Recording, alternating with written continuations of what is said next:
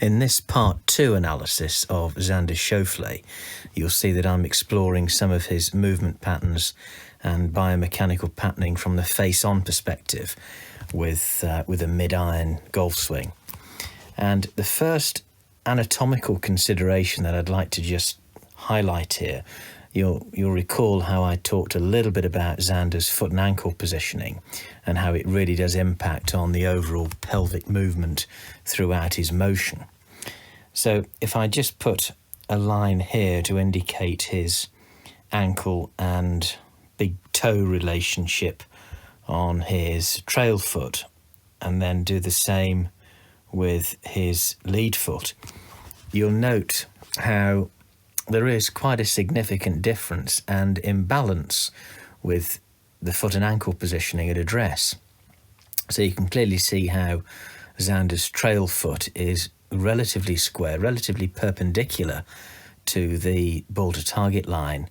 relationship, whereas his lead foot has flared out quite substantially, probably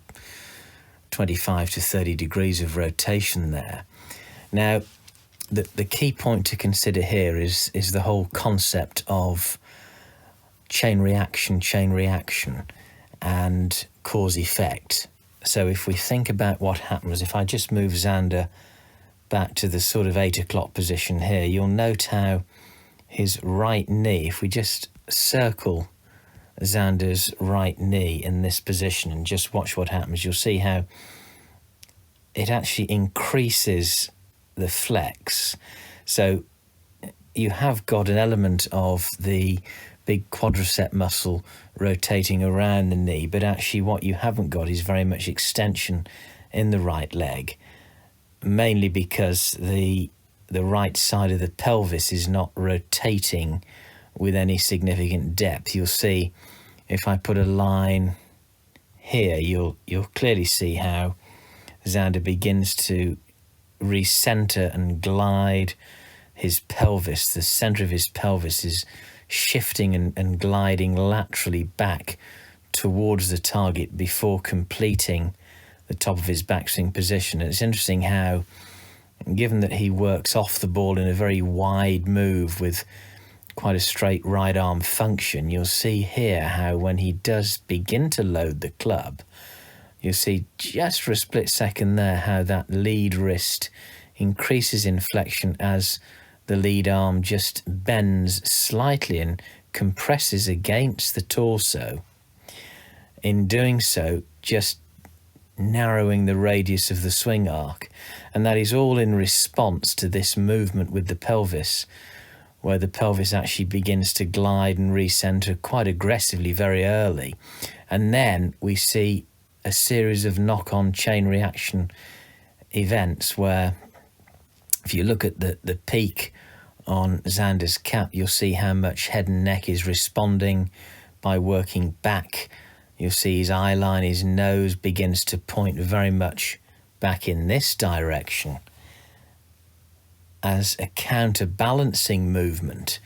which tries to counter the movement with the pelvis, the amount of lateral shift. So again, if we just work back to the address position and focus once again on these red lines,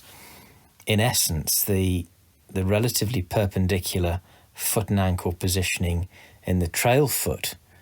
makes it hard for the right side of Xander's pelvis to rotate fully. So in essence, what's happening here is if you look at the belt line, the middle of the pelvis, if we just put another line here, where the belt buckle is, the middle of the pelvis shifts very aggressively towards the target, and you see how advanced the knees become. So that complete lower body segment, lower limb, foot and ankle, really does outrace the rib cage. So you can see in that position there, the rib cage is significantly stuck behind the pelvis. And of course, you see the backing up maneuver there with head and neck trying to counterbalance that shift towards the target laterally. You can see a great series of compensation movements and adaptations here, certainly with the lead wrist slightly raising up with that element of supination and really clearly de-lofting the club through the Schauffele and the dynamic loft, and then great extension through the ball. But in this frame here, you again see quite a noticeable lack of head and neck rotation in relation to hand and arm positioning. So, you know, whenever you see overactivity here through hand and wrist, you then tend to see lack of rotation through head and neck, and really that's again a sub-reaction to the lack of the ribcage rotation when compared with the pelvis movement, as essentially the ribcage is trying to catch up with the pelvis.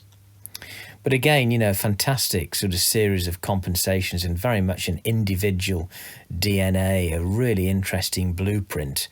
that Xander possesses. But really, in summary, if we just go back to that start position again, what appears to be relatively neutral with hand and arm positioning and spine positioning, just the simple observations through foot and ankle alignment down through lower limb, trigger a series of chain reactions where the right side of the pelvis just becomes slightly inhibited with that wide move off the ball, thus leading to that really strong shifting, recentering and gliding of the pelvis laterally, so the ribcage then becomes stuck behind the pelvis and head and neck reacts in the opposite direction as a counterbalancing mechanism. But once again, very, very fantastic series of movements to watch, and how it marries up. Xander, without question, is a supremely talented young player.